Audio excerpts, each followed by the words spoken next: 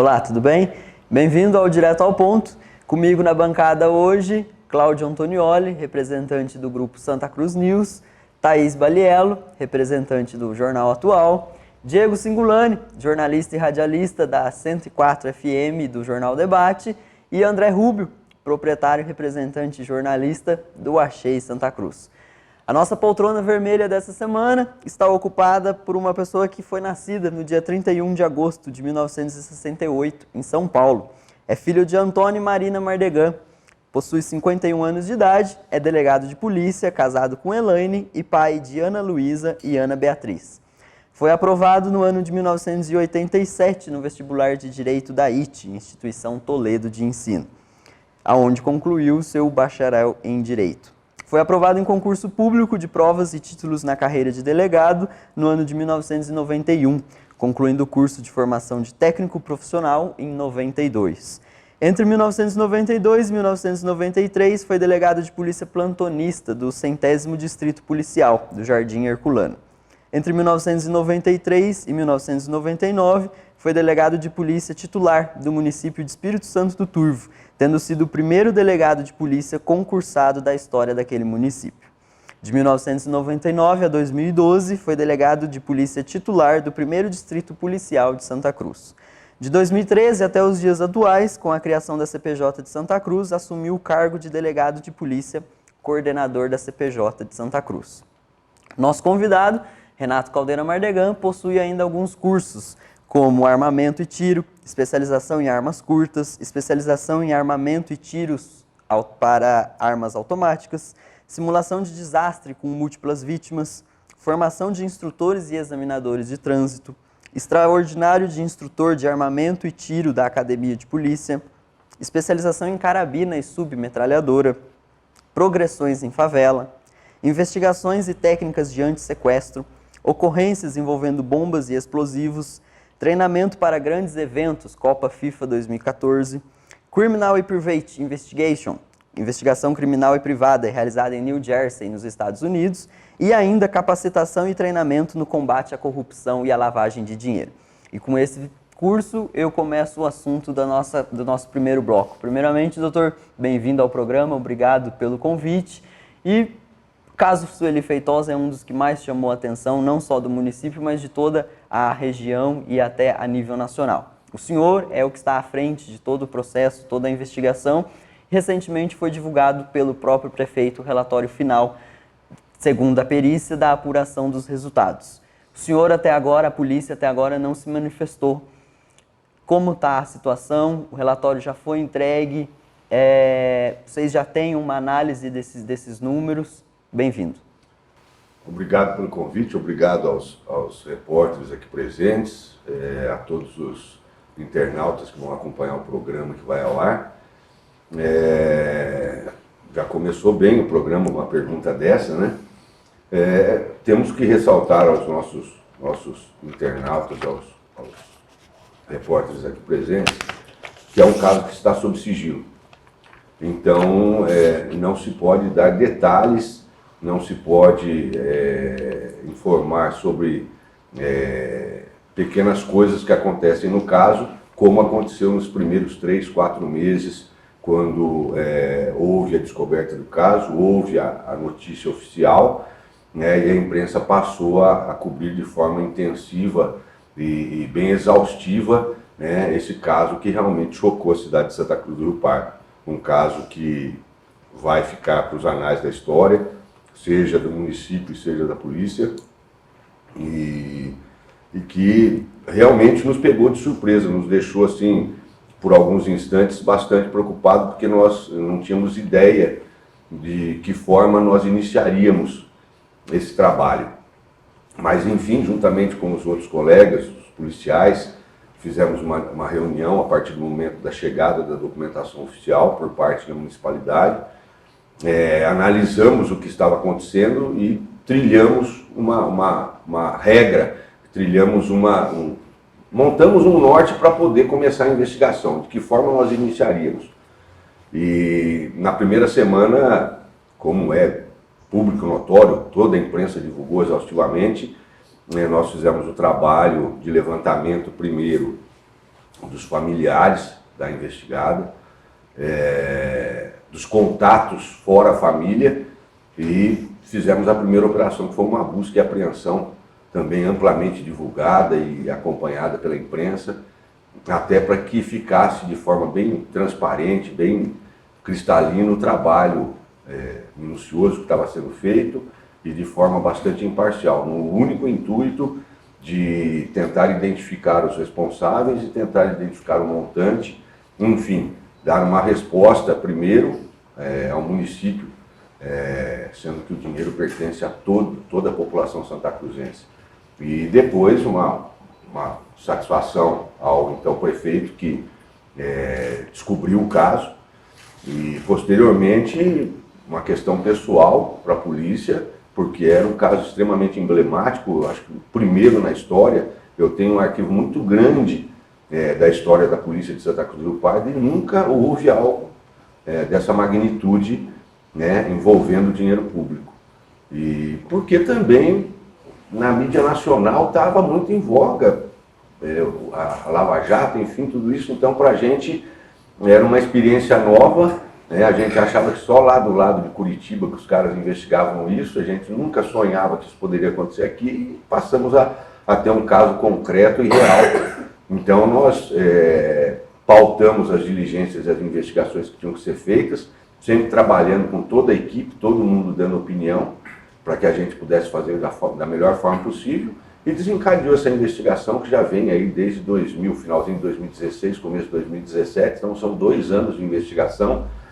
Essa principal investigação, que é o inquérito 544-2016, ele teve um leque de investigações, abriram para mais 6 inquéritos policiais, né, investigando em outros inúmeros crimes, porque se você concentra só no inquérito policial, fica um negócio extremamente complexo de você individualizar condutas.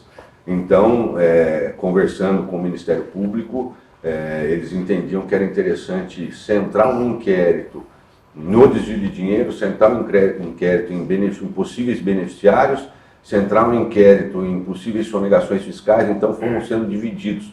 Só para ter uma noção, o inquérito que apura o caso principal são quase 40 volumes.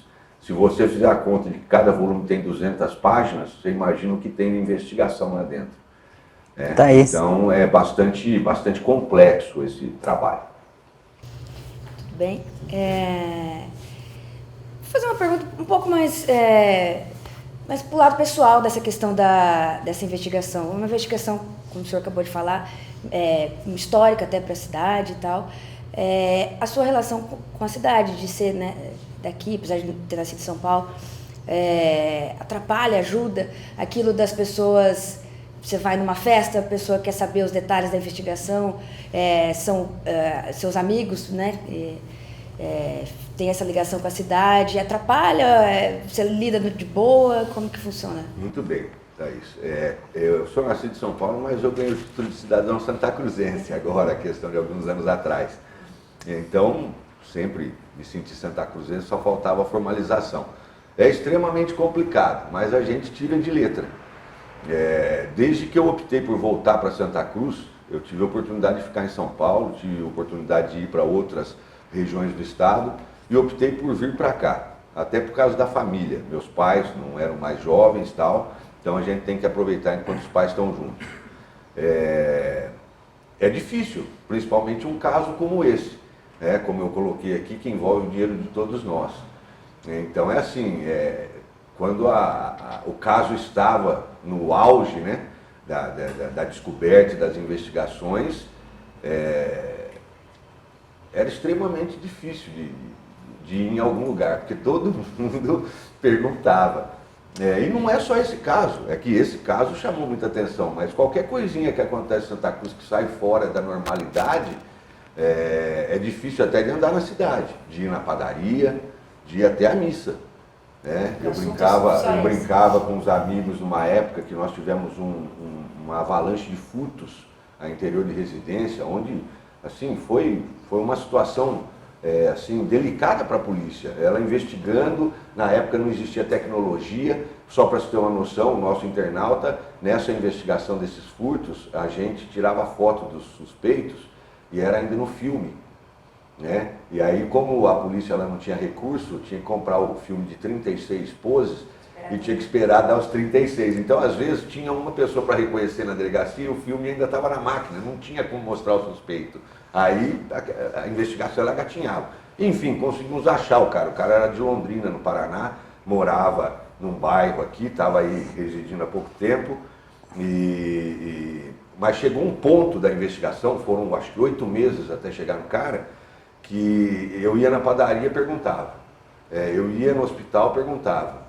Aí eu brinquei um dia com os amigos, falou, o dia que for na igreja, o padre vai na hora do homilia e falou, eu queria aproveitar a presença do delegado aqui e perguntar como é que está os furtos. Né? Então é bastante complexo e o da Sueli não foi diferente.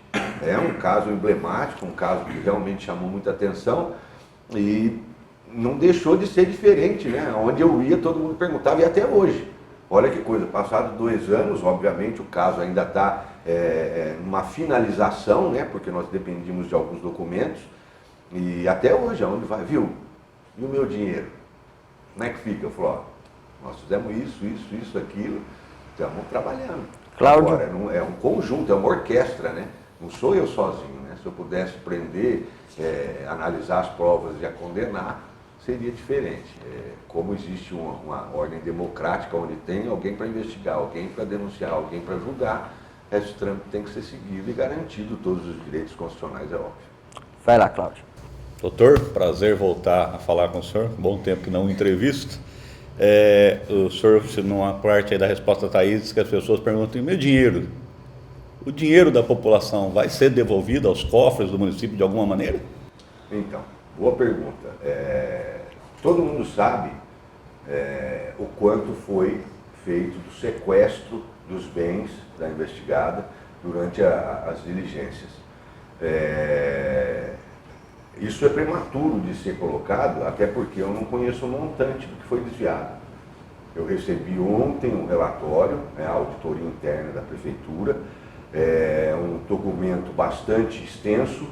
Eu consegui dar algumas pinceladas em algumas páginas que interessavam, olhei alguns montantes, só que o que acontece? Esses documentos, a partir de segunda-feira, eu vou ter que verificar se existe uma mídia disso, para eu poder mandar para os órgãos contábeis da polícia, porque se eu for tirar cópia de tudo aquilo, vai causar um transtorno muito grande, a gente pode perder uma ou outra folha e não se pode perder nenhum tipo de... Então eu vou ver com a municipalidade se existe uma mídia desse trabalho feito pelo auditor, e isso vai ser encaminhado para o laboratório de lavagem de dinheiro e para a perícia de Marília, que só está dependendo disso, para poder fazer o cruzamento do que eles levantaram, polícia, com o que o auditor levantou.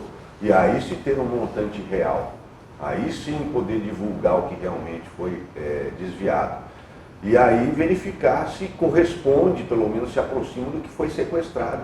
Obviamente, para que o internauta entenda, o sequestro dos bens foi representado pelos delegados ao juiz, o juiz verificou todos os bens que haviam sido identificados e avaliados e determinou o sequestro. Então, esses bens que foram identificados e localizados, eles estão em suspenso. A pessoa pode ter o usufruto, mas não pode mais se desfazer. Mas os valores desse dinheiro chegam hoje em torno de 5 milhões e 700 mil reais. É o que está sequestrado e garantido pela Justiça. André Rubio. Doutor, prazer também mais uma vez falar com o senhor. O senhor falou aí da possibilidade de estar vivendo em Santa Cruz, é conhecido e já há algum tempo trabalha em vários casos. O senhor diria que a maneira como foi feito esse desvio, a quantidade de tempo que aconteceu esse desvio dentro da prefeitura, o senhor classificaria como uma competência, vamos dizer assim, de quem fez o desvio, das pessoas, da pessoa, não se sabe, ou a um certo desleixo, um excesso de confiança do poder público, dos empregadores que passaram por ali, porque isso durou muito tempo? Eu vou ficar com a terceira opção, o excesso de confiança. Porque o que acontece? Quando você trabalha com um conjunto de pessoas em determinado local, você passa, e você é o chefe, você é o patrão, você passa a delegar funções. porque se você for muito centralizador, você quebra, você entra em bancarrota. Então, o que acontece? Você tem que delegar funções, você tem que passar a confiar nas pessoas que estão próximas de você. E acredito que foi isso que aconteceu. Uma funcionária com uma longa carreira, com uma experiência gigantesca no setor, que era o setor financeiro. Se eu não me engano, ela já era a chefe do setor quando tudo foi descoberto e era de longa data. E tudo funcionava bem. Né? Pelo menos nos papéis de cima tudo estava certo, tudo estava perfeito, as contas batiam, o caixa fechava no final do mês com perfeição.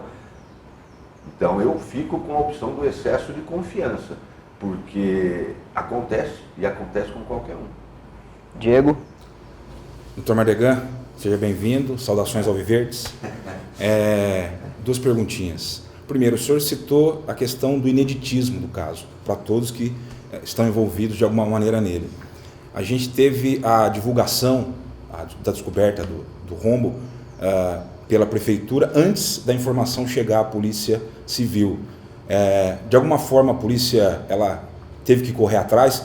Muita gente compara com situações parecidas em outros municípios, onde já se tem até pessoas processadas. O caso de Jales talvez seja um dos mais emblemáticos, até por ter personagens parecidos, né? Ex-tesoureira, coisa do tipo.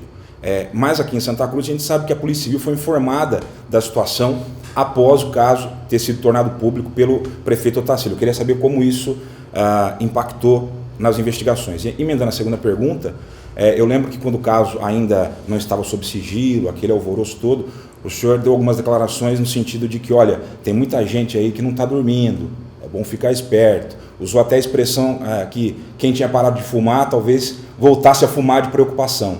O senhor acredita que outras pessoas realmente participaram ativamente desse esquema? Eu tinha certeza que você ia fazer a primeira parte da pergunta. Foi publicado, foi divulgado de forma bastante exaustiva, que realmente a chegada da notícia para a polícia chegou com atraso. A boa investigação orienta que você comunique a polícia e deixe a polícia trabalhar, para que ela, com os meios disponíveis e legais, ela possa desenvolver o seu trabalho investigativo e chegar aos autores. Quando você avisa de uma forma ampla, com publicidade enorme, o que aconteceu, você está avisando também o bandido. Então, se eu sou o bandido, eu não vou ficar esperando você vir me buscar, eu vou vazar daqui. E foi o que aconteceu, infelizmente. Isso já está exaustivamente conversado, enfim, mas realmente a polícia saiu uma desvantagem muito grande e tivemos que recuperar o tempo perdido. Eu até acredito que grande parte das investigações foram prejudicadas justamente por isso. Quem tinha alguma coisa a esconder aproveitou a oportunidade para esconder. Até a polícia dar a partida e sair, chegar na velocidade em que o caso já se encontrava, demandou alguns meses, e nesses meses com certeza muitas provas foram evaporadas aí no caminho. A segunda questão... Sobre participação de terceiros, as pessoas que estariam até voltando a fumar de preocupação. Eu gostaria de colocar o que o André Rubio colocou no ensaio de vocês, que eu tive a oportunidade de ver, que entre você saber que existem pessoas envolvidas e provar, ele colocou muito bem isso no making of, não sei se é esse o nome que fala, né, quando vocês estavam fazendo o primeiro ensaio aí para o programa, eu observei que ele colocou muito bem isso, entre você saber, você desconfiar, você até tem certeza que algumas pessoas estão envolvidas e você conseguir provar que essas pessoas estão envolvidas, tem uma distância muito grande. E no nosso sistema democrático, o direito, ele obriga que você faça provas contra quem está sendo investigado, que você levante indícios e provas para que essa pessoa possa responder pelo crime a qual está sendo imputado. E essa situação, né, da publicidade que foi dada ao caso, antes da polícia preparar o terreno, né, com os instrumentos de investigação disponíveis, eu tenho certeza que fez com que as pessoas envolvidas escondessem as provas ou sumissem com as provas, né? E essa investigação perdura 2 anos e meio, com muita dificuldade a gente tem conseguido alguma coisa. Doutor, então, vou interromper o senhor um pouquinho, a gente precisa ir para o primeiro intervalo comercial, a gente volta daqui a pouquinho.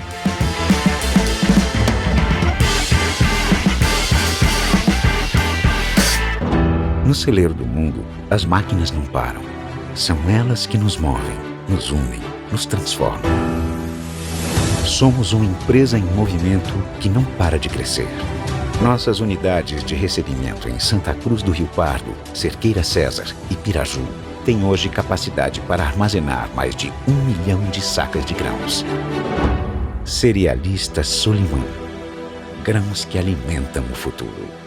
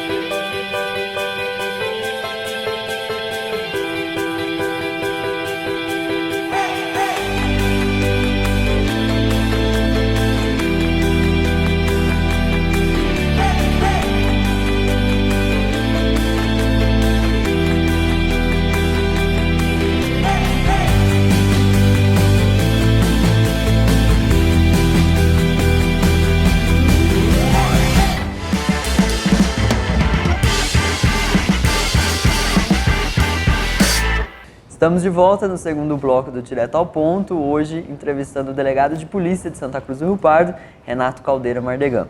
Doutor, mudando um pouquinho de assunto, recentemente diversas autoridades, inclusive da região, se manifestaram contra a lei de abuso à autoridade. Qual a opinião do senhor sobre o tema e sobre essa nova lei? Eu tomei ciência da lei, vi algumas partes, acompanhei manifestações, inclusive na nossa sub-região, as manifestações foram em Ourinhos, juntando Poder Judiciário, Ministério Público, Polícia. É uma lei, na minha opinião, que vem na contramão do que o Brasil está aplicando hoje. Todos os órgãos responsáveis pela justiça, seja polícia, Ministério Público e Judiciário, já têm os seus órgãos censores. A polícia com a sua corregedoria, o Ministério Público com o seu conselho e o Judiciário também com seus órgãos censores. E muitas autoridades, quando extrapolam nas suas competências, são punidas. Todo dia, se você ler o Diário Oficial, você vai ver que autoridades são punidas, são advertidas quando extrapolam nos seus deveres. E essa lei, elaborada por um senador que está sendo investigado por inúmeros crimes, é uma lei que vem na contramão do que o povo brasileiro espera hoje. Uma justiça mais célere, uma apuração de corrupção de forma ampla e restrita. E essa lei ela vem realmente para engessar os órgãos responsáveis pelas apurações de crimes de corrupção, lavagem de dinheiro, enfim, os crimes que mais causam grande prejuízo à nossa população tão sofrida. Diego. Doutor, queria falar sobre segurança pública. Queria saber a sua opinião se o problema da segurança pública é uma mazela da nossa sociedade ou é um projeto. E me parece que algumas pessoas lucram, ganham com o problema da segurança pública. Vou me explicar. Parece que se investe pouco ou não se investe nada em inteligência, na fase de investigação, resolução de crimes, não se estuda a mudança na legislação brasileira, que é defasada, e se investe muito no ostensivo, naquilo que chama atenção, naquilo que dá lucro até para determinados setores da sociedade. Como é que o senhor encara isso? Tem gente que lucra com o problema da segurança pública? E qual seria o caminho apontado pelo senhor para a gente resolver isso? São os dois pontos. Tem gente que lucra com o problema da segurança pública e há também a má administração do erário público em relação a esse tipo de investimento. Segurança pública, as pessoas colocam como mal necessário. Eu não falo que é mal, é um bem necessário. O povo brasileiro ainda vê a segurança pública como um cômodo, como um negócio que é ruim. É ruim por quê? Porque o brasileiro ele é acostumado a fazer o que ele bem entende, o que ele bem quer, e existem regras. Se você for em qualquer país civilizado, as regras são rígidas e não é para mim, é para todo mundo. Todo mundo responde. Eu estava lembrando quem era o governador quando eu assumi o cargo de delegado, quando eu fui empossado, alguns anos antes, um governador que respondeu por 8 meses na licença de um dos governadores que saiu candidato, era o senhor José Maria Marins, que está preso hoje nos Estados Unidos. Você entendeu? Lá ele não jogou divisa, como a gente costuma dizer. Você está entendendo? Ele foi preso, foi detectado que ele corrompeu, que ele fez coisas erradas na administração do futebol, como presidente, acho que ele estava como presidente da FIFA quando ele foi preso, não é isso? Ele está preso, amigo. Pagou não sei quantos milhões de dólares para você ficar preso no apartamento onde ele está por 15 anos. Você está entendendo? Então, só não está lá na cadeia, mas está lá com escolta, enfim. Então, segurança pública, legislação é para ser aplicada para todo mundo. Todo mundo tem que passar pela mesma situação. E o brasileiro não. Colocam muito nas mídias aí, se você já corrompeu um guarda de trânsito, se você já parou num estacionamento de deficiente, realmente a gente fica tentado a determinadas coisas. Eu rodo, não acho um local para parar, eu olho ali o estacionamento, mas é só 5 minutinhos. Mas é dele, não é meu, eu não posso. Então a gente tem que ter essa consciência. E segurança pública, ela nas últimas décadas, ela tem sido investida apenas realmente no que mostra. Ninguém gosta de fazer saneamento básico porque está debaixo da terra, não aparece. Eu tenho que fazer coisas que apareçam. E investigação, polícia civil, é uma área da segurança pública que ela aparece depois. Ela é pouco divulgada, até porque você não pode contar de que jeito é feita a investigação, senão você avisa o bandido. Então você pode contar que houve o resultado, mas alguns colegas contam que jeito fizeram a investigação. Eu me lembro de um caso, rapidamente, de um sequestro onde foi pago o valor, e a polícia colocou clipes do montante do dinheiro, e esse clipes tinha um rastreador. Aí, quando prenderam todo mundo, o delegado foi lá e contou. Você acha que algum bandido pega mais um pacote de dinheiro sem verificar se tem algum clipe dentro? Nunca mais. Então essa técnica já era. Então, só para entender, segurança pública é um negócio extremamente complexo que tem que ser colocado pessoas que entendam de segurança pública. Nas últimas décadas, pelo menos nos últimos 30 anos, os governantes colocaram pessoas totalmente despreparadas para administrar. E aí chega nesse caos que está hoje. André Rubio. Indo por esse gancho da segurança pública, dessa última declaração sua sobre pessoas que ocuparam, vimos aí de vários ministros de segurança pública ou da justiça, enfim, alguns advogados, alguns não tanto, mais políticos do que especialistas. Hoje temos um ex-juiz como ministro da segurança pública, além da justiça. Vendo por esse foco, o Brasil vive um momento diferente ou é um pouco mais também de jogar para a mídia, já que o Moro ganhou toda a notoriedade após prender o presidente Lula? Vive um momento diferente, André, de internautas, porque ele é ex-juiz federal, mas ele tem um assessoramento de inúmeros delegados, pessoas experientes que conhecem de segurança pública. Então ele está sendo orientado, está sendo municiado de informações que realmente venham de encontro ao interesse da população. O que não dá para você colocar uma pessoa estranha, que nunca soube o que é uma polícia militar, uma polícia civil, uma polícia científica, e ela querer comandar todo mundo sem saber como funciona. Eu preciso saber no local como é que funciona uma polícia civil. Eu preciso saber como funciona uma delegacia, eu preciso saber como é uma companhia da polícia militar, eu preciso saber como é um posto de instituto de criminalística. Eu preciso saber o que esses profissionais precisam para desempenhar um papel de qualidade, um trabalho de excelência para a população. A gente vê a disparidade entre a polícia do Brasil e a polícia de outros países, e você fala assim, mas falta tão pouco para a gente chegar onde a polícia, por exemplo, americana, que tem um monte de programa de televisão, CSI, o povo fica encantado. Aquilo é verdadeiro. Inclusive, existe uma especialista brasileira que dá todo o assessoramento para Hollywood para fazer os CSIs. Ela é brasileira, eu não sei o nome exato, entomóloga, um negócio assim, ela é especialista em fauna. Então, ela que dá todo o assessoramento para Hollywood, ela é brasileira. A polícia brasileira falta pouco para chegar no patamar, falta vontade. Dinheiro tem muito dinheiro, porque se pagam impostos muito caros, você está entendendo? Existe tecnologia disponível, né? E falta vontade política. Cláudio. Doutor, há anos o PSDB governa o estado de São Paulo. E quando a gente conversa com autoridades policiais, todas elas, na sua maioria, reclamam do sucateamento da polícia no estado de São Paulo. E a gente percebeu durante a campanha que a preocupação do Dória, do PSDB, era tentar mostrar que ele iria mudar isso. Está certo que ainda é muito cedo, mas o senhor percebe uma mudança ou o governo do PSDB não mudou nada em relacionamento ao policiamento do estado de São Paulo?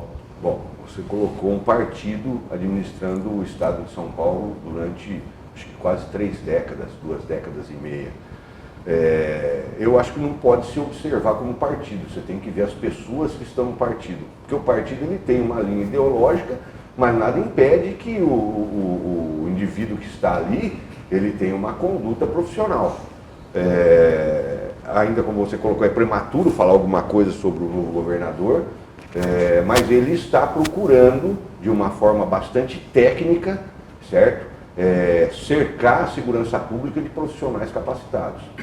Isso já chama a atenção de nós aqui na prateleira de baixo, o que não acontecia nos governos de administrações anteriores. Se colocavam lá paniguados, algumas pessoas inclusive com despreparo, né? E o atual governador, pelo menos, ele está tentando colocar pessoas capacitadas, colocando técnicos, pessoas realmente conhecedoras do assunto, o que nos abre a esperança de que no futuro próximo o estado de São Paulo realmente venha, né, apresentar uma segurança pública de excelência. Thaís? A questão de armar a população, essa população se sente segura tendo arma em casa, isso pode atrapalhar, ajuda a polícia? Ou pode gerar mais casos, o bandido vai roubar essa arma, ou vai acontecer acidente dentro da casa com criança? Ótimo. Eu colocaria primeiro, Thaís, a seguinte situação. Nós precisaríamos realmente ter uma legislação forte, efetiva, que funcione. Ela funcionando, eu não vejo nenhum problema no cidadão se armar. Até porque ele vai ter que, como todo mundo aqui, para tirar a habilitação, passa por uma escola, passa por exames. Aí eu devolvo a pergunta, quando você tirou a habilitação pela primeira vez, você se sentia tranquila para dirigir? Desculpa a pergunta, mas é só para fazer a comparação. Não, sim, eu entendi, porque é exatamente igual. Quando você tira a habilitação, você está livre de que seu carro seja furtado? A legislação atual, ela já dá a ela liberdade das pessoas terem arma, desde que passe por vários treinamentos. Ela é uma legislação boa. Flexibilizar essa lei para ficar mais fácil não é um problema? Não acredito que seja. O que precisa é recrudescer a lei que pune. Caso eu use uma arma de forma errada, irresponsável, você está entendendo? Eu seja punido com um rigor gigantesco, você entendeu? Então, porque assim, ó, eu te dou oportunidade, só que se você usar errado, você está ferrado. Então, eu particularmente, o Renato Caldeira Mardegan, delegado, eu sou a favor de que a população se arme. Eu sou a favor. Mas desde que ela esteja preparada, habilitada e pronta psicologicamente para usar. Porque todo mundo, eu tenho grandes amigos que não são policiais, são atiradores profissionais. Alguns aqui, a mídia não sabe, mas existem santacruzenses que estão despontando nos campeonatos paulista, brasileiro, de tiro, né? Porque é um esporte extremamente respeitado no mundo. Né? O que acontece? Essas pessoas, você vai conversar com elas na brincadeira, fala, eu estou preparado, me chama para ir junto numa diligência. Não é assim.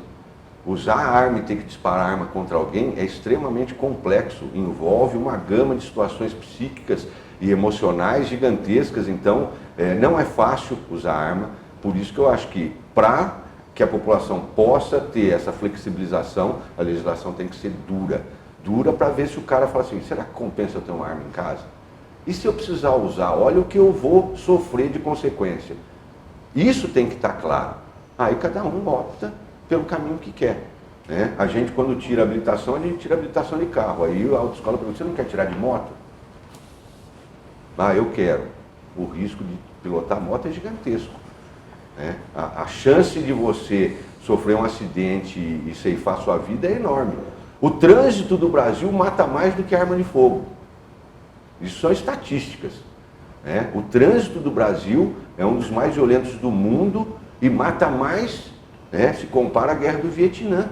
Isso é um absurdo. O Vietnã foi uma guerra que matou americanos, assim, quase acabou com a população jovem dos Estados Unidos. No Brasil, dirigir carro é mais perigoso do que andar armado. Então, minha opinião, eu acho que todo cidadão teria o direito de ter arma em casa. Só que ele se prepara para ser responsabilizado se essa arma foi usada de forma errada ou mal usada.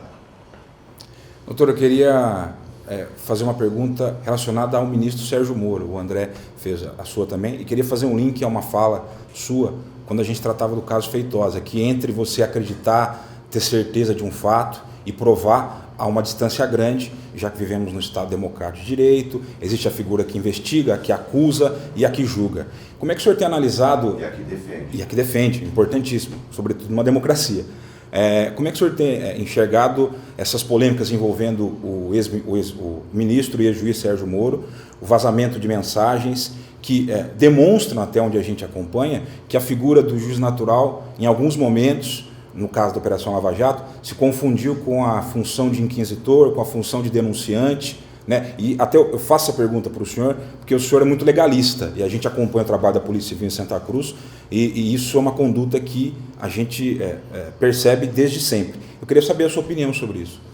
Então, é complicado falar desses fatos que acontecem fora do nosso convívio diário, porque você acaba captando informações, às vezes, que não correspondem à verdade, muitos fakes, se dissemina de uma forma impressionante hoje com a mídia, com a internet, enfim, com a rede social, inúmeras informações, sendo que muitas delas não correspondem à verdade. Então é difícil fazer uma análise do que está acontecendo, do que é verdade e do que é mentira. Né? Nós não sabemos qual foi a forma de se captar essas informações, essas conversas, se elas foram alteradas para depois serem publicadas ou se elas estão realmente na íntegra. Tudo isso a perícia vai dizer se realmente o Moro falou aquilo para o Dallagnol, se o Dallagnol falou isso para aquele outro indivíduo, enfim. É difícil a gente dar uma opinião ou falar alguma coisa sem você conhecer a verdade dos fatos. Nós sabemos, vocês são da imprensa, sabem disso, as histórias do Brasil, a gente só fica sabendo 15, 20 anos depois a verdade do que aconteceu.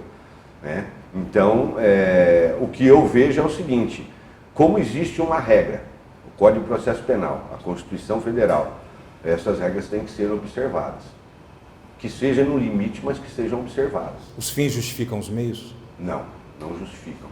Eu dou um exemplo, quando eu entrei na polícia, eu ouvia muito, eu entrei logo após a promulgação da Constituição de 1988, que é a Constituição Cidadã, a Constituição Democrática, que, ao ver da maioria dos juristas, é uma das melhores constituições do mundo.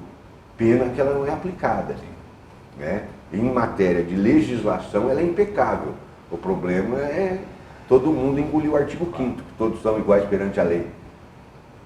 Nós sabemos que ninguém é igual perante a lei. Basta a condição aí um pouco melhor que... Né? E aí eu sou indagado, inclusive, viu, mas por que só aquele cara vai preso e outro não vai? Porque ele tem dinheiro para pagar um bom advogado, e tendo um bom advogado ele conhece todos os atalhos da lei e consegue tirar o seu cliente da cadeia, você está entendendo? E as pessoas de menos posse, infelizmente, acabam sofrendo os rigores da lei. E quem tem condições acaba saindo pela tangente, porque conhece, né, as falhas, né, as brechas que a lei determina e contrata um bom advogado.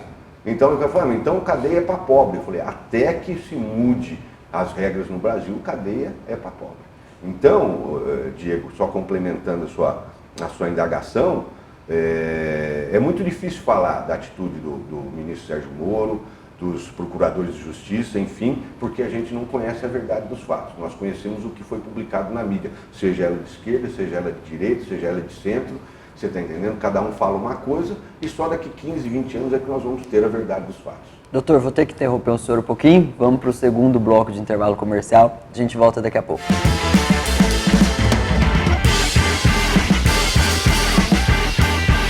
Já ficou na dúvida de qual arroz levar? E já provou o meu sabor, agora me levar pra casa. Vai ficar apaixonada, não me leve a mal. É que ele é soltinho, só você não entendeu. Arroz Guacira assim, Só o arroz Guacira Speciale possui grãos selecionados, é soltinho e o melhor, rende muito mais. Você vai se apaixonar. Já ficou apaixonada. Com certeza.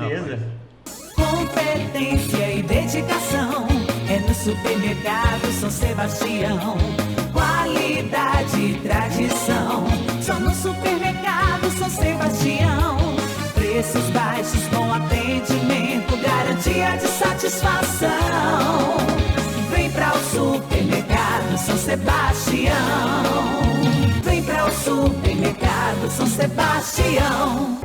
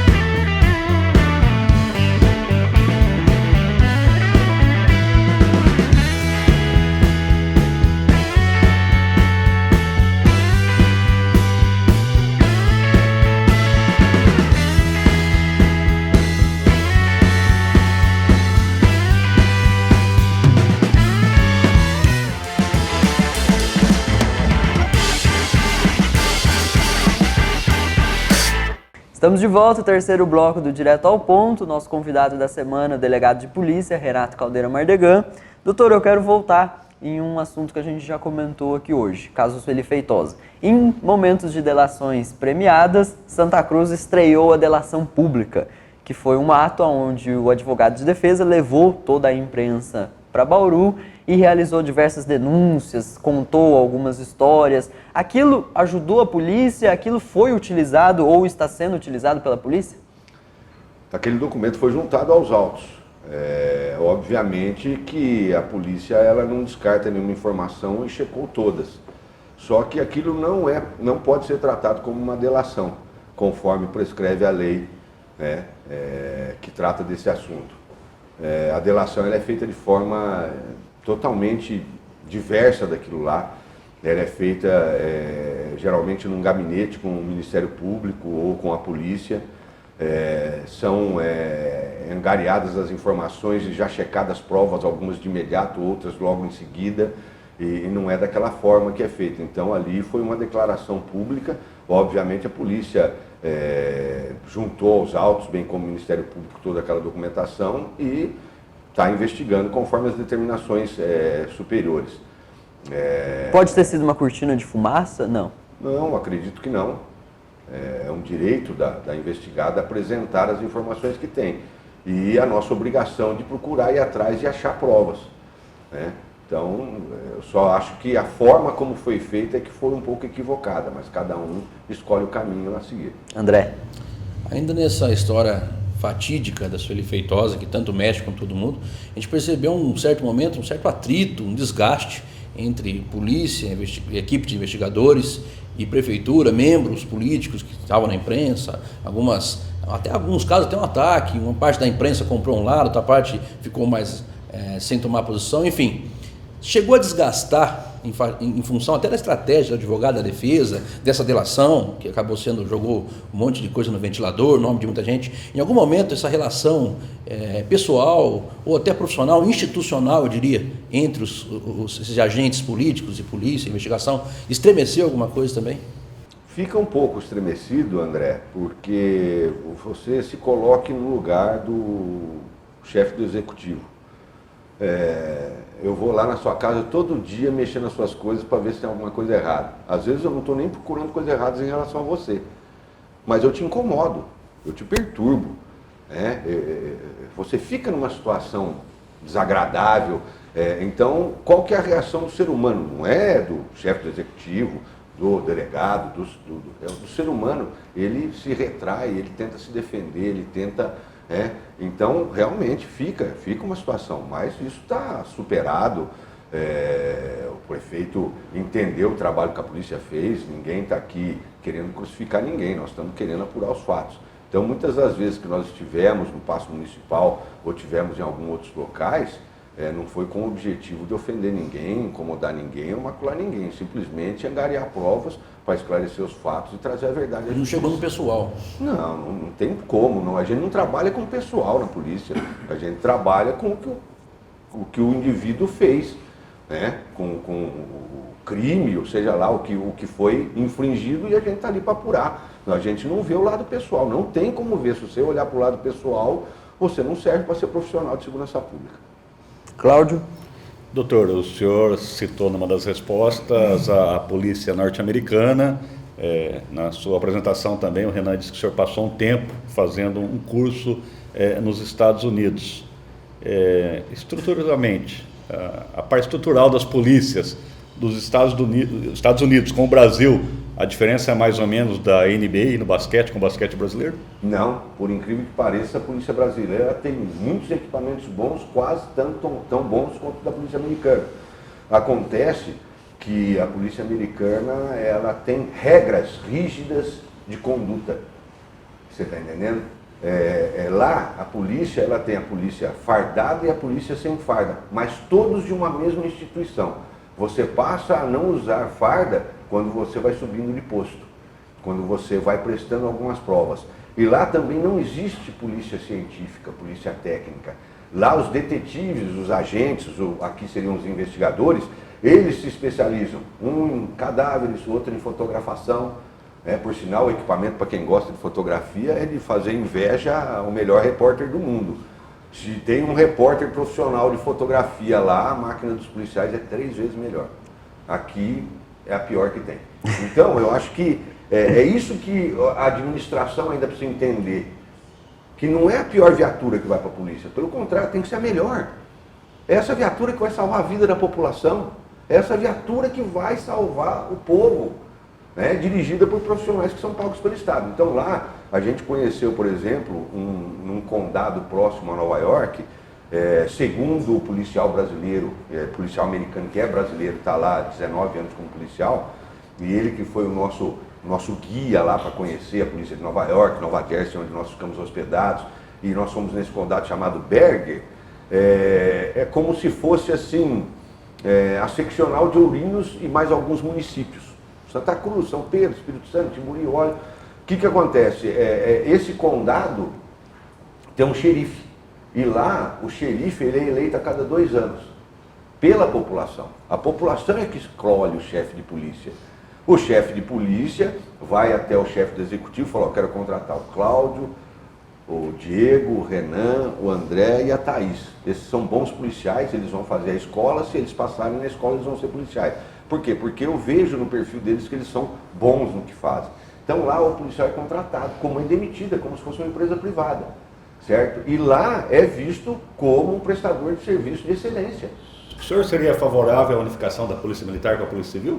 Seria, mas tem que mudar a legislação. E outra, e cada uma tem um berço diferente. Como é que eu vou conviver bem com meu irmão se ele foi criado de outra forma? Nós temos que ter uma criação conjunta, próxima uma da outra, para você ter uma convivência harmoniosa. A Polícia Militar ela tem uma história, né, de mais de não sei quantos anos, a Polícia Civil tem quase 150 anos, elas eram uma só. Aí, na época, a mudança da legislação, uma virou força pública e outra virou polícia civil. E aí optou, quem quer ser policial de farda? Eu quero, então você vai para a força pública. Quem quer ser policial civil? Eu quero, sem farda, então vai para lá. Optou, cada um abriu. Só que ambos trabalhavam juntos, eram companheiros de serviço, lutavam pela mesma causa, que era a segurança pública. E aí foi mudando, e aí vem a parte que fica pessoal de cada comando, cada um quer fazer a sua coisa, e o objetivo é um só, combater o crime, fazer o bem para a população. Eu acho que é isso que não dá certo. Então precisa mudar a legislação e precisa fazer um trabalho para mudar a parte filosófica, a parte de cabeça, que é difícil de ser mudada. Thaís? Para outro assunto, questão então de droga.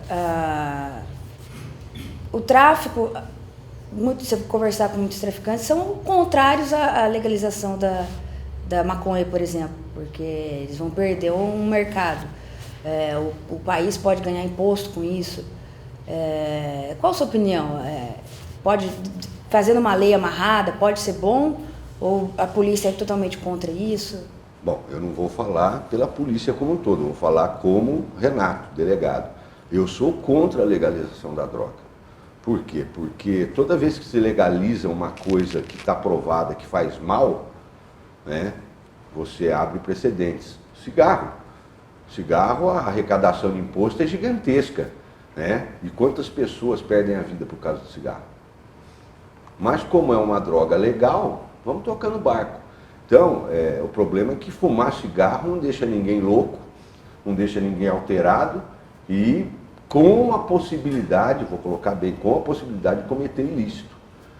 E essas outras drogas a gente tem mais do que provado aí que dependendo da forma como ela é consumida e vai de pessoa para pessoa, essa pessoa às vezes fica vulnerável, perde um pouco mais da sua regra, da sua normalidade e acaba cometendo ilícitos, principalmente crimes envolvendo família, enfim, e crimes contra o patrimônio. Então, eu particularmente sou contra a legalização, e você colocou bem, o traficante é contra, por quê? Porque imagina qual vai ser a taxação de imposto para se vender maconha.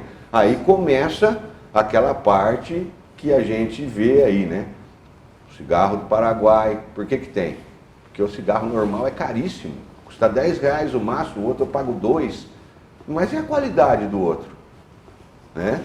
Um cigarro estrangeiro aí, sem qualquer tipo de controle de qualidade, deve ser milhões de vezes pior do que o cigarro normal, que já faz muito mal. Agora imagina a droga, se nós começarmos a legalizá-la, a taxá-la, aí eu que sou da elite, tenho dinheiro, eu vou lá e compro uma maconha hidropônica, de qualidade, inclusive com sabores e tal. E o outro, coitadinho lá, que é um Zé Ninguém, vai, sei lá, fumar o quê, Então, é muito preocupante. Eu sou contrário à legalização. Eu acho que se é droga, é droga.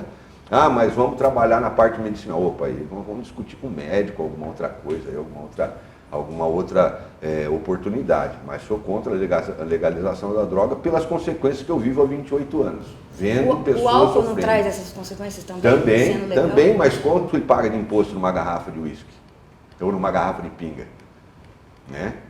Se for, parece que é 60% ou 70%, se paga. Então é assim, vamos permitir droga legal porque paga imposto. Então imagina legalizar a maconha. Vai ser 1000%, de imposto para o governo. Por quê? Porque é uma coisa que vicia tão quanto o cigarro e a bebida. Então eu sou bastante preocupado com relação à legalização de drogas. Você já tem o exemplo do cigarro e da bebida. São devastadores em relação à família, à saúde. É impressionante. Diego? Doutor, eu quero falar sobre carreira. Policial civil é uma profissão limite. A integridade física do policial é posta em risco, às vezes da família.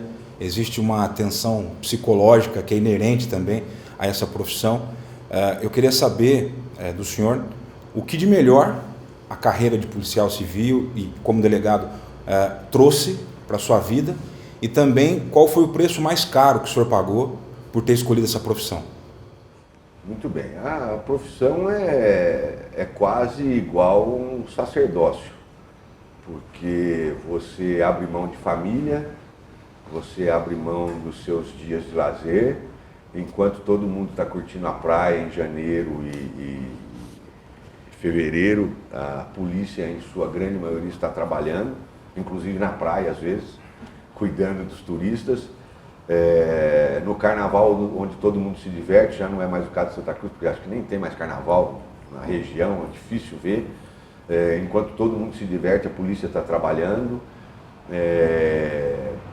Só para você ter uma noção, nós temos épocas em que se pode tirar férias e licença, nós não podemos tirar férias como qualquer outro trabalhador, escolher a data. Na eleição, enquanto todo mundo corre lá votar e depois vai fazer churrasco o dia inteiro, a polícia trabalha o dia inteiro. Enfim, no Natal e Ano Novo, enquanto o povo está comendo leitoa, enquanto está comemorando, a polícia está trabalhando. Então é assim, é um sacerdócio. Extremamente difícil de ser exercida, até porque a cultura do país, ela é uma cultura vinda de uma ditadura, onde se via a polícia como repressiva, como perseguidora de direitos fundamentais. E eu ainda tinha um investigador que falava assim para mim, falou: doutor, lá há 2000 anos atrás, a polícia da época bateu em Jesus Cristo, o senhor acha que o povo vai gostar de nós hoje? Ele falava isso. E a polícia lá era a guarda pretoriana na época, é ela que mantinha a ordem e a paz, né, nos vilarejos, enfim, comandadas pelo rei ou pelo... Com abuso de autoridade. Não, lá, os direitos humanos jamais, né? Tanto é que as punições eram crucificar, enfim, né? Chibatada, enfim, nós conhecemos as histórias bíblicas então a polícia, ela tem essa cultura, a população tem essa cultura de que a polícia, ela é, entre aspas, inimiga, então se paga um preço muito caro, é um sacerdócio realmente. E a pessoa, eu vejo agora os policiais mais novos, eles não têm a mesma linha de conduta dos policiais antigos. É diferente, são cumpridores de horário e verdadeiros funcionários públicos. E a polícia, ela tem um diferencial, ela não tem horário. A polícia já foi mais respeitada pela população, doutor? Eu acredito que ela foi temida pela população. Até porque a legislação era uma legislação retrógrada. A Constituição antes de 88 era uma Constituição assim, bastante obscura, né? A de 88 ela veio para elucidar e dizer o que é e o que não pode fazer. E a polícia, ela teve que se adaptar. Eu me lembro, quando eu entrei em 91, eu conheci só policial antigão, né? Os caras sofriam literalmente. Chegava aqui, o que está acontecendo? Falando, essa lei nova aí, eu não consigo me adaptar, não fui treinado nessa lei. Falei, meu amigo, tudo se adapta, o ser humano é maravilhoso por causa disso, né? Ele se adapta ao meio em que ele convive, em que ele vive. Então, trata de se virar aí. Tem que começar a trabalhar dentro da legalidade, e vamos tocar o barco, né? Porque era assim, antigamente se prendia o cara, punha lá na cela, qualquer hora nós vamos ver o que nós vamos fazer com ele. E foi na Constituição. Hoje não, você tem que ler os direitos do cara, né? Você tem que explicar para ele por que ele está sendo preso. Foi quando, o senhor falou agora aí, foi quando a Constituição foi implementada, quando alterou. Essa alteração. 88. O senhor enxerga então a Constituição, entre aspas, claro, é meio que culpada um pouco por esse desrespeito, vamos colocar assim, como o senhor respondeu, Cláudio, em relação à polícia? Não, o desrespeito não é por causa da Constituição. A Constituição é uma lei espetacular. Eu tive a oportunidade de lê-la na época da faculdade e depois na academia, de ponta a ponta. Não são muitas leis? São muitos artigos, mas é porque o país é um país de federação, é um país... Não tem muita brecha? Extremamente tem. É um país extremamente de proporções continentais, você está entendendo? Que trabalha com inúmeros poderes, né? E ela se faz necessária daquela forma. O que precisa mudar são as regras, né? Para você ter uma Constituição mais enxuta e mais aplicável, vamos dizer assim. Mas é uma Constituição, na minha opinião, espetacular. O que você não pode é exagerar. Tudo que em exagero faz mal. 35 anos depois, está na hora de atualizar? Eu acho que tem algumas coisas que devem ser mudadas. Principalmente a parte de funcionamento da parte do Legislativo, né, que é o Congresso Nacional. Ali tem muita coisa que precisa ser mudada, mas a primeira coisa que precisa se mudar no país é a educação. Sem educação não adianta eu vou eleger legisladores que pensam errado, eu vou formar policiais que pensam errado, eu vou formar repórteres que pensam de forma equivocada, porque o que acontece é o seguinte, é a sua formação. Quem te monta o caráter é seu pai e tua mãe, depois o seu professor. E às vezes o professor destrói tudo que seu pai e sua mãe fizeram com você. Você entendeu? Então, educação é a base de tudo no país. Não adianta nada eu ter um Sérgio Moro numa posição em que está, ele vai ter que cumprir a legislação feita por pessoas que são mal educadas, ou que não tiveram berço, ou que não tiveram princípios, e que pensam em ser corrompidos, e que pensam em relevar vantagem em tudo. Então é um negócio muito complicado. Mas eu acho que a base de tudo, para que o país cresça realmente, primeiramente é a educação. E essa educação tem que ser repensada. Ela está equivocada. Esse negócio de tocar funk em escola, eu não tenho nada contra o funk, mas lá não é lugar. Você entendeu?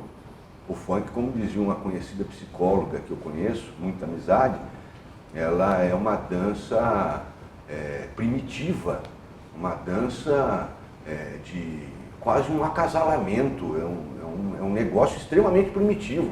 Não é lugar de escola, não é lugar para fazer isso. Doutor, fazer em outro lugar. Em cima dessa falta de educação, vou voltar à pergunta da Thaís atrás sobre porte de armas.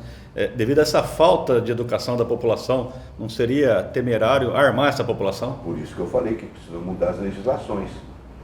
Da mesma forma, repito, Cláudio, essa mesma população que não tem hoje uma base cultural exemplar, serve para dirigir carro? Serve para tirar a habilitação? Eu repeti aqui, mata-se muito mais gente com carro no Brasil do que com arma de fogo. E passa em berço esplêndido. Você vê de vez em quando a imprensa brigando. Olha, finados, feriado de Nossa Senhora Aparecida. Você vê a grande imprensa, vai para a rodovia, faz filmagem lá da polícia. Pega a estatística, entra aí nos sites especializados e veja quanta gente morre por dia no trânsito do Brasil. Por quê?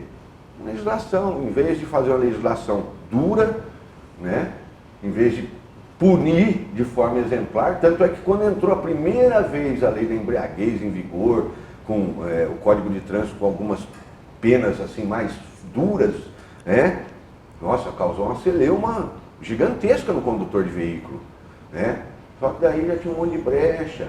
Aí o advogado falou, não, ele tem que causar um dano para ele ser condenado pela... Sabe? Então, o legislador, ele faz leis para que não sejam cumpridas. Doutor, preciso chamar o bloco de intervalo comercial. A gente volta daqui a pouquinho.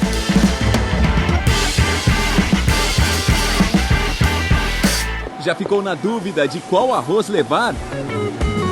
E já provou o meu sabor, agora me levar pra casa, vai ficar apaixonada. Não me leve a mal, é que ele é soltinho, só você não entendeu. Arroz Guacira assim, Só o arroz Guacira Speciale possui grãos selecionados, é soltinho e o melhor, rende muito mais. Você vai se apaixonar. Já ficou apaixonada. Com certeza. Certeza.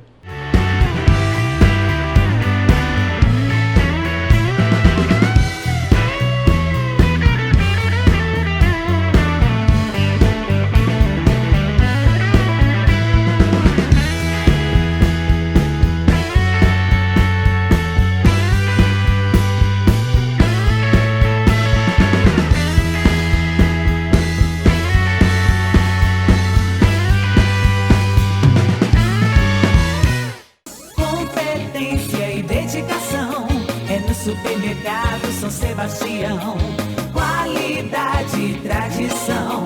Só no Supermercado São Sebastião. Preços baixos, bom atendimento, garantia de satisfação. Vem pra o Supermercado São Sebastião. Vem pra o Supermercado São Sebastião.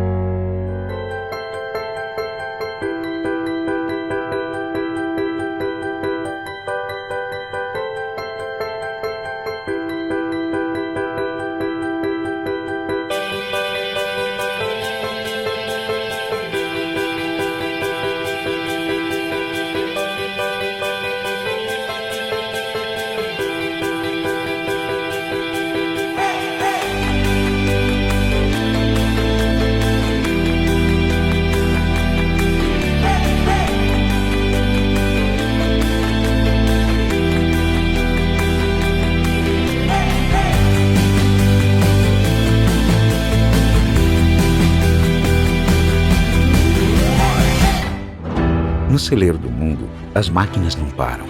São elas que nos movem, nos unem, nos transformam. Somos uma empresa em movimento que não para de crescer. Nossas unidades de recebimento em Santa Cruz do Rio Pardo, Cerqueira César e Piraju têm hoje capacidade para armazenar mais de 1 milhão de sacas de grãos. Cerealista Solimã. Grãos que alimentam o futuro.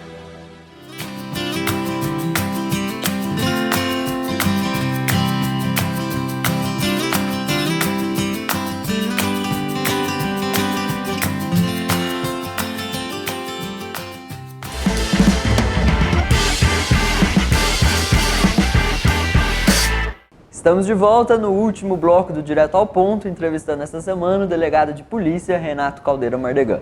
Doutor, mudando um pouquinho de assunto, a gente tem percebido nas últimas eleições uma constante entrada de pessoas fora da política, que têm alguns cargos, que são conhecidas publicamente, como por exemplo Sérgio Moro. Aqui em Santa Cruz, o capitão Cassiano da Polícia Militar foi convidado pelo próprio Otacílio para ser candidato, e o senhor é um dos nomes que vem sendo ventilado já há algumas eleições. O senhor tem algum interesse de entrar na política? 2020 está chegando, o senhor pode ser um possível candidato? Muito bem. Não tenho interesse de entrar na política, não sou um possível candidato, não posso negar que fui sondado, mas... Pelo Otacílio? Não. Pela oposição, então? Eu não sei quem é a oposição, né? Eu fui sondado e agradecia ao interesse, mas eu acho que o meu objetivo é terminar a minha missão, meu ciclo na polícia e continuar com a minha família, continuar com os meus afazeres pessoais, e acredito que a política ela só vai me atrair se ela mudar. Se ela mudar com o objetivo de trabalhar pelo bem da população, e 90% dessa política hoje ela é voltada 10% para benefício da população e 90% para interesses pessoais e de correligionários. E isso não me apetece, não me atrai, então eu prefiro aguardar uma outra oportunidade quando a política mudar sua linha de conduta. Pode ser até que a gente pense em alguma coisa, mas o meu objetivo nos próximos 8, 10 anos é terminar minha missão. Com a mudança da lei, possivelmente são mais 6 anos de trabalho. Se a lei não mudar, eu tenho mais 2, e aí vou continuar minha vida pessoal com a minha família. Enfim. Como o senhor avalia hoje a gestão? Como o senhor avalia hoje a gestão de Santa Cruz? Uma gestão muito bem administrada. Cada um tem sua personalidade, cada administrador tem o seu jeito de agir, mas de forma geral sou crítico de que a administração é uma boa administração, tem trazido benefícios, tem feito o trabalho que é de obrigação de um gestor, e pode ser até que as demais anteriores tenham feito a mesma coisa, só que não tiveram a divulgação necessária, né? E fica aqui o meu elogio. Eu acredito que a atual administração realmente está fazendo um bom trabalho. Cláudio? Doutor, durante a sua missão, como o senhor disse, trabalhando, Renato Caldeira Mardegan, durante uma ocorrência, teve medo de morrer ou matou? Foram várias oportunidades em 28 anos de carreira. Todas as vezes que eu saí para uma missão, e quando a gente conseguiu identificar que essa missão era de alto risco, ocorrem relampejos durante o caminho para a missão de possibilidades que podem acontecer. Mas isso é inerente da função. Um delegado, um chefe, um responsável por uma operação que às vezes envolve até 300 pais de família e mães de família, ele tem que trabalhar com todas as possibilidades e hipóteses que podem acontecer, porque essa profissão não é uma profissão exata, ela não é uma profissão de matemática, é uma coisa que ela é dinâmica ao extremo. Você planeja de um jeito, você tem que se adaptar em segundos de outra forma, e passou durante o trajeto para a operação, o trajeto para a missão, já passou várias vezes aquela dorzinha de estômago, aquela ansiedade,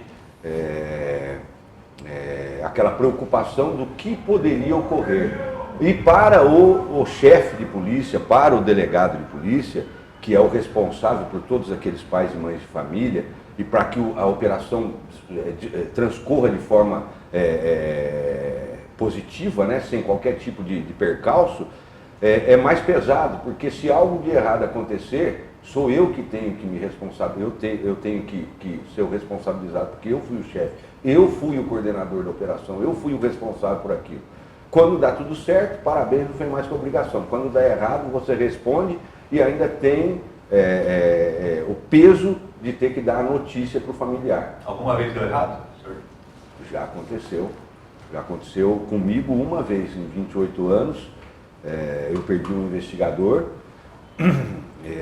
numa emboscada, lá em São Paulo, ainda início de carreira, não tinha a experiência necessária e foi muito difícil, foram muitos meses para conseguir digerir aquilo. Funcionou. Já matou, doutor? Não, nunca matei. Thaís. E se tivesse matado também não falaria. Não é um troféu para ninguém, não é uma coisa assim agradável, né, de se fazer. Desculpa, só estendendo um pouquinho. Com a chegada das filhas, esse temor da morte aumenta mais ainda? Não, eu não tenho medo de morrer. Eu tenho medo de fazer algo de errado e prejudicar alguém. Medo de morrer não, porque é inerente da função. Todos os dias que eu saio de casa eu estou consciente desse risco e quando volto eu sempre falo, agradeço a Deus por ter voltado e por ter cumprido a missão. Voltar à questão que estava sendo falada no bloco anterior, o senhor estava falando do trânsito, do risco, né, em relação às mortes de trânsito serem maiores até que mortes por arma de fogo. O presidente Bolsonaro está sinalizando que quer flexibilizar, ele quer aumentar os pontos, né, da carteira, tirar radares, ele está sendo justificando como a indústria da multa e tal.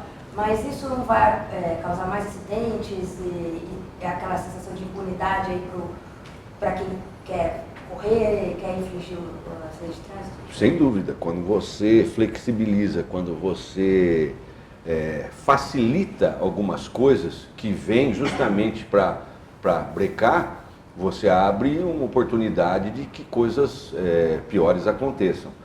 E aí é um círculo vicioso, né? Porque dirigir veículo, rodar nas rodovias do Brasil, não basta ser um bom piloto, não basta ser um motorista de carta antiga, como dizem os antigos. Tudo está relacionado à pura educação. Volta na história da educação, volta na história do berço, volta na história dos bancos escolares. A legislação, por exemplo, tanto a Constituição como o Código de Trânsito Brasileiro exigem, né, a matéria de educação de trânsito nas escolas. Eu nunca ouvi ninguém dar matéria de educação de trânsito, nunca vi ninguém lecionar para as crianças. Escolas particulares de São Paulo, dos grandes centros, têm essa matéria e essas crianças cobram condutas do pai, né? Até um simples jogar um papel pela janela do carro, né? Eu já vi pessoas chamarem atenção de forma assim rigorosa quando alguém joga um papel para fora da... Eu vi a vida inteira, o povo só faltava jogar um saco de lixo pela porta do carro, né? Sem nenhum tipo de punição. Então é questão de educação, legislação é para gente educada, né? Agora, se eu não fui educado, como é que eu vou obedecer essa lei? Direção, o presidente querendo flexibilizar o uso. Será que não era melhor começar a usar regras para as autuações? Ou para quem faz o tal do pardalzinho, que são as fábricas de radar? Será que não era melhor mexer nessa legislação e ser rígido essa legislação, né, do que falar, é uma indústria... Por que virou indústria da multa? Porque alguém está ganhando dinheiro em cima disso. Então vamos pôr limite nas coisas? Em vez de tirar radar, vamos pôr 100 vezes mais radar, mas vai ter regra. Nós não vamos deixar virar uma indústria. Procure os especialistas, descubra por que virou indústria, ache o ponto crucial para que não vire indústria e põe uma legislação realmente efetiva. Eu acho que é mais interessante do que tirar radar. Mas virou indústria ou as pessoas que não cumprem a lei? Se você andar dentro do limite, você não é multado. Exatamente. Acontece que, é por isso que eu pergunto, eu não faço parte, não conheço as nuances dos departamentos de trânsito estaduais ou até do próprio Denatran, que é federal, para que chegasse a esse ponto do próprio presidente falar, virou uma indústria. Por que o senhor acha que virou indústria? Eu não sei, eu não consigo ver, eu fico com a sua opinião. Se eu não fizer nada errado, eu não sou autuado. Então eu não vou dar dinheiro para ninguém, não vou recrudescer o dinheiro que vai para o poder público, enfim.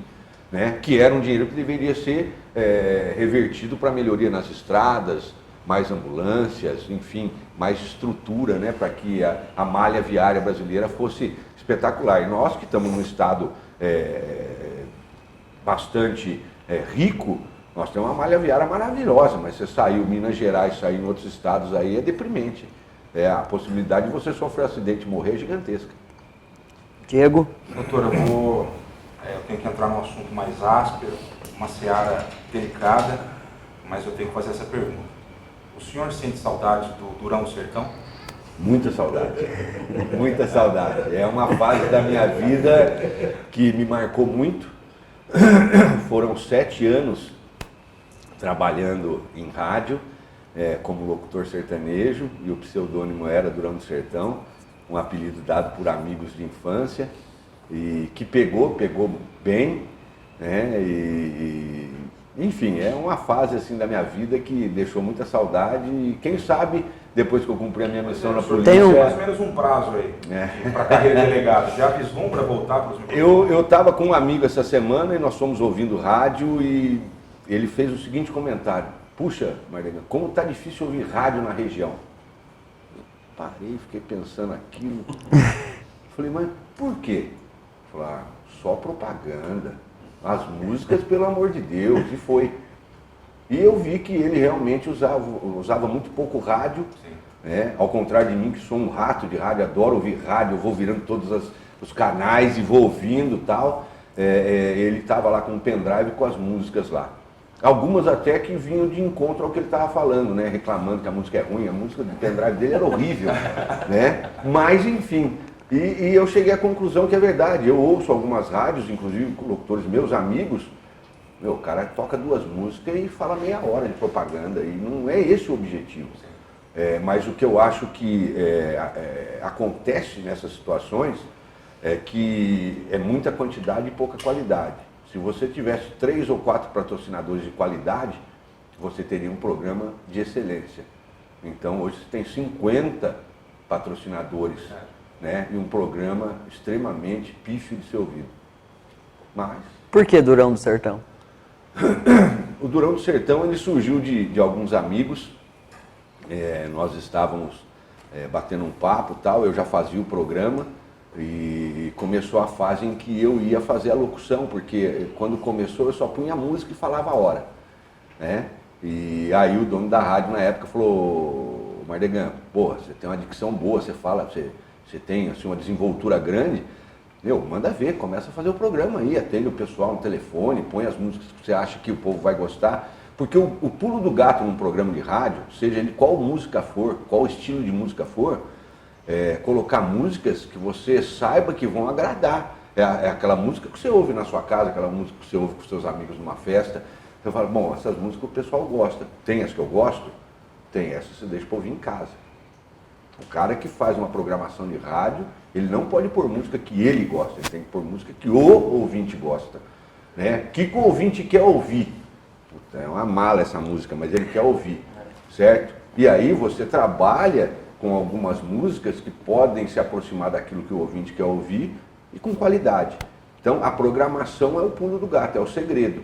É ter realmente um material, né, preparado. Eu, por exemplo, ouço alguns programas aí que eu já sei que música que vai tocar, sem o locutor anunciar. Por quê? Porque ele não muda o disco. Ele pega aquele disco, ele olha para por CD, sei lá hoje como é que é, hoje acho que é na internet, né? Ele se apaixona pelo cantor. E aí ele só ouve aquele cara. Então eu já sei que ele vai tocar aquela música aquela hora. Falei, como é que você sabia? Falou, ele só toca isso? Ele pula 2 dias, mano. No terceiro dia ele põe de novo. Aí ele pula mais 2 dias, ele põe de novo. Então, não é assim que faz rádio. E aí o cara perde propaganda, o cara perde a clientela, né, do locutor, que ele vive disso. A rádio perde arrecadação. E aí o cara é mandado embora. Ele é ruim? Não, ele não é ruim. Ruim é quem não sabe fazer a programação do programa dele. Né? E o locutor, ele tem que ter intimidade com o microfone, não adianta. Ele tem que saber o que ele está fazendo. Ele tem que se transpor daquele microfone lá para o radinho, sentado lá na cozinha, comendo a mortadela dele com cerveja, ou trabalhando na frente do computador. Você está entendendo? O que eu do outro lado gostaria de ouvir agora? É isso que eu vou pôr, e aí dá sucesso. E como era a reação dos ouvintes quando descobriam que o Durão do Sertão era o delegado da cidade? Então, na verdade, eu não era o delegado da cidade, eu era o delegado do Espírito Santo do Turvo. E aí as ouvintes. Não, eu falei os ouvintes. Eu entendi as ouvintes. Aí eu me lembro que numa época o locutor que me sucedia falou, amanhã é aniversário do Durão, tal. E o programa realmente tinha um índice de audiência gigantesco. Eu me surpreendi. A Morena FM na época tinha AM e FM, ainda era uma novidade e realmente era impressionante. Eu me surpreendi inúmeras vezes, com inclusive relatórios. Eu tenho guardado todos os documentos que a rádio me fornecia, tipo bloqueio de tronco de telefone, porque era muita ligação no programa, então eu tenho laudo guardado. As cartas. As cartas dos ouvintes, naquela época era muito comum mandar carta, hoje manda o WhatsApp, hoje manda... Recebia carta de presidiário também, não? Também tem uma caixa guardada só de carta dos presidiários, mas ninguém sabia que era delegado. Sim. Todo mundo sabia que era o Durão do Sertão, e não sabia quem era o Durão do Sertão, né, na verdade. E o rádio, ele é apaixonante por causa disso. Eu me descrevia, por exemplo, como um cara de 60 e poucos anos de idade, viúvo, pai de 6 filhos, com bigodão daquele de fazer volta, né? E chapéu de aba larga. Imagina as velhinhas que pensavam, né? Você ficavam apaixonados. E aí... Era apaixonante, porque hoje toda a rádio tem uma câmera mostrando o locutor lá. Tem tudo isso também. Né? Mas eu acho que no meu caso, se hoje tivesse a câmera, seria muito legal, porque as pessoas veriam a quantidade de palhaçada que a gente faz sozinho dentro do estúdio às 5 horas da manhã. Para você não dormir, o que você faz no estúdio às 5 horas da manhã é impressionante. Você dança, você senta, abraça a vassoura e sai dançando a música, corre, toma um café, volta, né, atende o telefone, ouve um monte de barbaridade que não pode ser posta no ar do telefone, e assim vai. Então, às vezes eu tinha uma parte do programa que era a Seleção Apaixonada do Durão. E eu nunca filtrei telefonema. Eu preferia arriscar. Como o patrão da rádio ele era liberal, porque eu dava muito lucro para ele, ele tolerava, mas às vezes eu falava, alô, o cara já saía xingando, falando nome feio, aí eu aumentava o áudio, a voz do cara, né? Viu, você tá no ar, eu tô no ar, então, mas já tinha falado um monte de palavrão, já tinha xingado todo mundo, então é muito emocionante relembrar o Durão do Sertão. Teve uma época que quando o Durão tinha que se transformar em delegado, sobrava para mim. Eu me lembro que às vezes eu estava fazendo programa e aconteciam ocorrências de madrugada e aí eu tinha 2 substitutos que me socorriam. Eu punha uma música assim, ou 2 que eram longas, né, tipo a Sementinha, com o Lourenço Lorival, que é 6 minutos de música, e mais umas 2, 3 compridas lá. Eu soltava e montava no carro rapidinho, corria pegar o Fabinho. Não sei se o Cláudio lembra. Eu nunca mais vi, o pai dele trabalhou muito tempo como vigilante, guarda aqui no Bradesco. Eu corria lá pegar ele e falou, continua que eu preciso de atender uma ocorrência, né? Tem um local de crime para ir. E o João Carabina, que é o João Cardoso, que é policial militar hoje, também trabalhou muitos anos com a gente, também um grande locutor, diga-se de passagem, e é cria da gente, é um amigo de longa data. Ele também era um dos que segurava o reggae pro Durão do Sertão. Doutor, estamos chegando ao fim do nosso programa, agradeço a sua participação, como também dos nossos colegas aqui de bancada. Considerações finais? Quero agradecer o convite, a honra de ser o primeiro entrevistado, parabéns aí pelo novo projeto, agradecer a Thaís, ao André, ao Diego e ao Cláudio, a toda a equipe de bastidores aí, os cinegrafistas, enfim. Obrigado pela oportunidade de poder falar um pouquinho da vida da gente. Eu sei que o tema é extenso, tem muita história para contar, mas também sei que o programa tem um horário, tem um tempo e nós estamos à disposição. Quero agradecer de coração a oportunidade e a honra de poder ter sido o primeiro aqui nesse novo projeto. Obrigado. Muito obrigado. Obrigado a você que nos assistiu. Até a próxima quarta-feira, às 20 horas.